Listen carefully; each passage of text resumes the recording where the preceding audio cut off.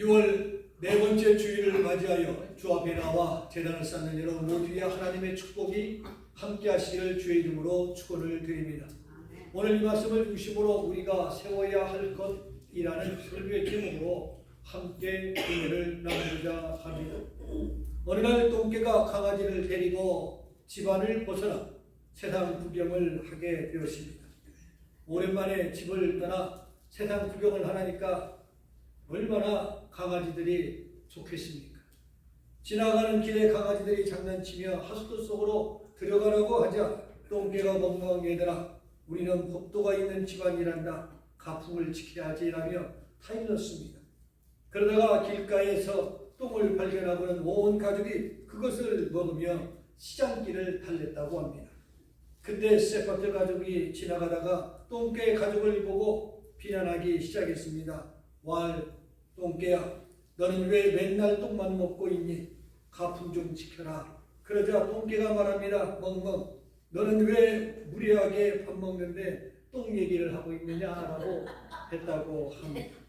우리는 두 동물 가족을 통하여 서로의 가정이 생각이 각각 다르다라는 것을, 견해의 차이가 얼마나 상대방을 불쾌하게 만드는가를 알 수 있습니다. 가정마다 가풍의 차이가 있습니다. 그러나 우리는 우리의 가풍이 나의 주관에 있는 것이 아니라 하늘나라의 가풍이어야 함을 믿습니다. 우리는 하나님을 아버지로 모시고 사는 하늘의 가족이요, 그러기에 형제요 자매요, 우리의 혈관에 주의 보혈이 흐르고 있다고 생각을 하고 믿고 있습니다. 그러므로 우리는 하나님의 법도를 지키면서 살아야 할 것입니다. 주님은 본문에서 모든 그리스도인을 집 짓는 사람에 비유하여 말씀하고 있는 것이 오늘 본문의 말씀입니다. 우리는 집 짓고 세우는 사람입니다. 헐고 부수고 망가뜨리는 것이 목적이 되어서는 안 된다라는 것입니다. 우리가 세워야 할 집 두 가지를 생각해 보고 싶습니다. 첫째로 믿음을 바로 세워야 합니다. 믿음은 하나님을 향한 인간의 태도입니다. 그 사람의 믿음이 어떤 것이냐에 따라서 하나님을 섬기고 기도하는 일, 찬양하는 태도가 결정짓게 되어지고 예배를 드리는 자세가 달라지게 되어지는 것입니다. 사울은 이스라엘의 초대 왕이었습니다.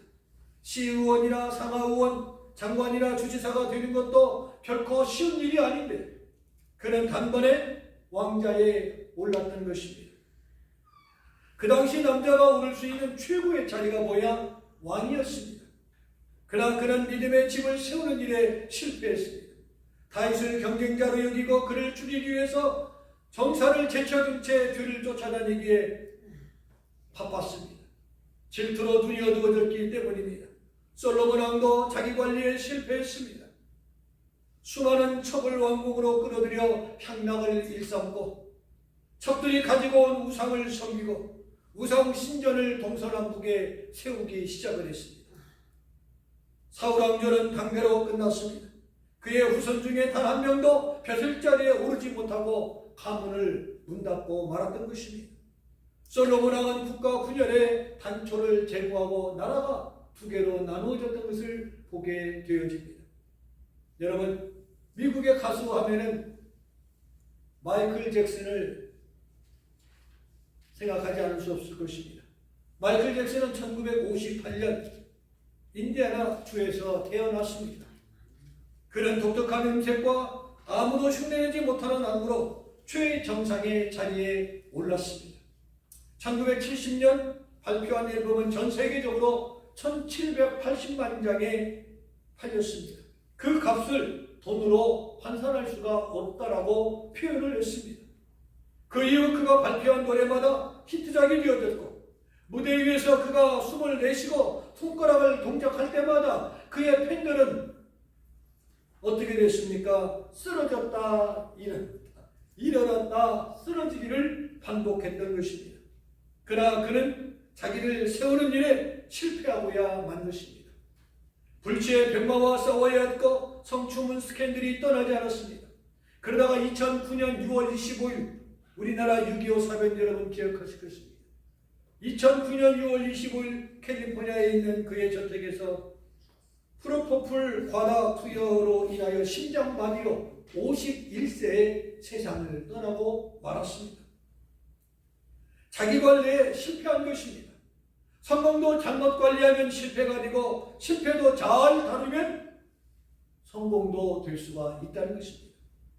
바울은 고린도 교회에 보낸 편지 속에서 너희는 믿음 안에 있는가 너희 자신을 시험하고 너희 자신을 확증하라. 예수께서 너희 안에 계신 줄을 너희가 스스로 알지 못하느냐. 그렇지 않으면 너희는 버림받은 자니라 말씀했습니다. 우리는 날마다 내가 타고 다니는 자동차를 점검합니다. 물은 제대로 있는가, 오일은 제대로 있는가. 그것도 미리 땡겨서 오일체지도 미리미리 잘해서 점검하면서 중간에 서지 않도록 늘 살핍니다. 나의 건강 상태를 늘 점검합니다. 내 자신의 믿음을 점검하듯이 자동차를 점검하듯이 우리의 신앙을 늘 점검하는 좋은 습관이 있어야 할 줄로 믿습니다. 아멘. 저는 잠자리에 들기 전에 이런 기도를 드리곤 합니다.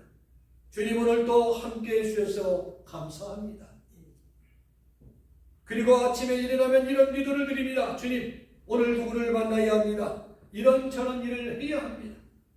여기저기서 이런 말을 해야 합니다. 주님이 싫어하는 일은 하지 않게 하여 주옵소서. 주님이 기뻐하지 않는 사람은 만나지 않게 하옵소서. 주님이 하지 말라는 말은 하지 않게 하여 주사 내 입술에 파수꾼을 주시옵소서. 내일도 어느 분이 맛있는 것을 사준다고 하시길래 만나기 싫어서 약속을 안 했습니다. 왜요? 만나면 딴소리 하기 때문에 그렇습니다. 내 믿음을 세워야 합니다. 비가 오고 장수가 나고 바람이 불어도 무너지지 않는 믿음을 세워야 하는 것을 성경은 분명히 말씀해 주고 있습니다. 믿음은 건물의 기초와 같습니다. 기초가 흔들리면 모든 것이 흔들리게 되어지는 것입니다. 그러나 믿음의 기초가 튼튼하면 환난이 와도 고통이 닥쳐도 절망이 앞을 가려도 실패가 길을 막아도 절대로 무너지지 않는 줄로 믿습니다. 아멘. 왜 그래요? 기초가 튼튼하기 때문에 그렇습니다. 복음성가 가사 하나를 여러분에게 소개하고 싶습니다. 비바람이 앞길을 막아도 나는 가리 주의 길을 가리. 눈보라가 앞길을 막아도 나는 가리 주의 길을 가리. 이 길은 영광의 길, 이 길은 승리의 길. 2절 험한 파도가 앞길을 막아도 나는 가리 주의 길을 가리라. 모진 비바람이 앞을 가려도 나는 가리 주의 길을 가리. 이 길은 고난의 길, 이 길은 생명의 길이라. 나의 믿음의 기초가 든든하면 비바람이 앞길을 막아도 험한 파도가 앞길을 막아도 무너지지 않습니다. 왜요? 나에게는 홍해를 가르고 여리고성을 무너뜨릴 만한 믿음이 나에게 있기 때문에 그렇습니다. 날마다 하나님을 향하여 부르짖을 수 있는 저와 여러분, 너는 내게 부르짖으라 내가 네게 응답하리라 했습니다. 날마다 자신의 믿음을 점검하고 확인하는 성도 여러분들이 되시기를 주의 이름으로 축원을 드립니다. 아멘. 둘째로 행복한 가정을 세워야 하는 것입니다. 가정은 하나님 인간에게 주신 선물입니다.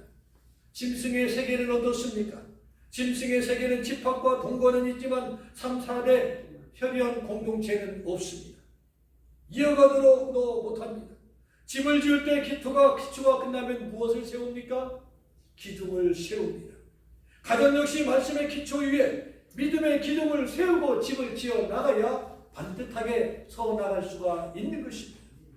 영혼의 가시가 박히면 뽑아내야 하는 것처럼 가정을 파괴하고 나누고 무너뜨리는 도전들을 과감하게 뽑아내야 하는 것입니다. 가정적으로 내려오는 전통이 있다 할지라도 좋은 것은 개성해 나가지만 나쁜 것은 내 배에서 끊어줄 때 내 후손이 반복하여 고통을 당하지 않는다는 것을 여러분 기억하시기 바랍니다. 어느 그렇지 않은 부부 이야기 하나를 여러분에게 소개하고 싶습니다. 그렇지 않은 부부가 대판 싸움을 벌였는데 화가 잔뜩 난 남편이 서재실에 들어가 문을 쾅 닫고 들어갔습니다. 부인이 볼 때 대단히 기분이가 나빴습니다. 인터넷 서점에서 책을 둘러보는 취미를 가진 남편은 책 목록도를 이렇게 살펴보고 있었습니다. 그러면서 마음을 달래죠. 그때 확 눈에 띄는 책 한 권이 있었습니다. 책 제목이 아내 하나님이 없다. 누구 아내 하나님이 없다라는 책이었습니다. 바로 이것이다. 이 책이야말로 오늘 이 시간 아내에게 딱 맞는 책이다 하면서 그 즉시 딱 주문을 했습니다. 며칠 후 책이 배송되었습니다.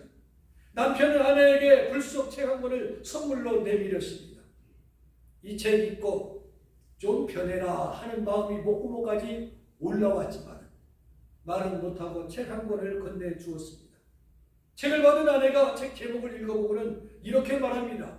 여보, 이 책 제목을 자세히 읽어보니까요, 왜 나에게 줘요? 이 책은요 당신에게 필요한 책이에요. 책 제목을 자세히 해봤어요. 아, 내 안에 하나님이 화났을 때 볼 때는 분명히 아내 안에 하나님이 없다 이거예요. 눈을 비비고 자세히 보니까 아, 내 안에 하나님이 없다. 아직도 이해가 안 가시는 분은 제가 이따 써서 말씀을 드리도록 하겠습니다. 현대 가정은요 위기를 겪고 있습니다. 경제 문제, 감정 문제, 자녀 문제, 가족 간의 갈등 등 이유는 여러 가지입니다. 그러나 한마디로 요약하면 너 안에 이렇게, 너 때문에 이렇게 되었다. 당신 때문에 이렇게 되었다. 문제 중심에 자리 잡고 있는 것이 뭡니까? 모든 것이 너 때문에.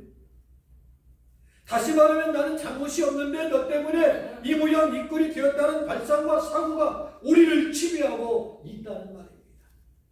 나는 아무런 책임이 없어요. 다 당신 때문에. 다른 사람을 만났으면 내가 팔자를 고쳤을 텐데 당신을 만나서 이 모양 이 꼴로 살고 있다라고 말합니다. 선악과 알다먹고 하나님의 낯을 피해 숨어 지내는 아담을 하나님이 부르셨습니다. 아담아, 아담아, 네가 어디에 있느냐? 하나님 두려워 숨어 있습니다. 먹지 말란 그 나무 열매를 왜 먹었느냐? 그 여자가 그 나무 열매를 내게 주므로 내가 먹었나이다. 여자야, 어찌하여 이렇게 하였느냐? 나는 먹고 싶지 않은데 뱀이 나를 꿰물어 내가 먹었나이다. 이 대화에서 발견할 수 있는 것은 남자는 여자에게, 여자는 누구에게? 뱀에게 책임을 떠넘기고 있다는 사실입니다. 그리고 남자도 여자도 자신의 잘못을 시인하지 않고 잘못했다고 말하지도 않았습니다. 책임을 떠넘기고 너 때문에 이 꼴이 되었다라고 탓하는 관행은 타락한 아담과 하와가 우리에게 물려준 불행한 유산입니다. 불행한 유산. 그러나 예수님의 십자가는 그렇지 않았습니다. 그렇게 말하지도 않고 가르치지도 않았습니다. 다 내 탓이다. 내가 책임진다. 내가 죽는다. 내가 못 박힌다라고 했습니다. 이것이 십자가의 정신입니다. 죄가 있어서가 결코 아닙니다. 그럼에도 불구하고 주님은 내 대신 십자가를 지었습니다. 내 대신 십자가에 못 박혀 죽으셨습니다. 어떻게 해야 가정이 회복됩니까? 어떻게 해야 교회가 회복됩니까? 부부가 어떻게 회복되어야 하며 가정이 어떻게 세워져 가야 합니까? 갈보리 언덕에 세워진 주님의 십자가로 돌아가야 할 줄로 믿습니다. 십자가의 사랑과 용서는 부부의 회복과 자녀를 살리고 가정을 바로 세워나갈 수가 있습니다. 이것이 십자가의 정신이요 십자가의 삶입니다. 이제 말씀을 마치겠습니다. 우리는 내 믿음을 세우고 내 가정을 세우고 내 교회를 세우고 건강한 사회와 국가를 세울 책임을 진 사람이 바로 저와 여러분들입니다. 내가 오늘 여기 있기 때문에, 내가 오늘 그 직장에 있기 때문에, 내가 오늘 해돋는 교회에 있기 때문에, 내가 오늘 가정에 있기 때문에 그것이 치유되고 세워지고 건강하게 되는 역사가 일어날 수 있도록 주인공이 되어야 할 줄로 믿습니다. 당신 때문에 행복한 것이 아니라 나 때문에 우리 가정이 행복하고 우리 교회가 행복하고 직장이 행복하고 오늘 이 사회가 살만한 세상으로 만들어 나가는 데 중추적인 역할을 감당하는 주인공이 되어야 한다는 말입니다. 건강한 신앙, 건강한 가정, 행복한 교회를 세우는 건축가가 되시기를 축복합니다. 그러기 위해서 우리는 십자가 있는 곳으로 방향을 바꿔야 합니다. 그곳으로 돌아서야 합니다. 오랜만에 우리 한번 같이 하겠습니다. 행복한 목회, 행복한 자녀들 여러분은 믿음을 바로 세워서 행복한 신앙생활로 거듭나기를 주님의 이름으로 축원합니다.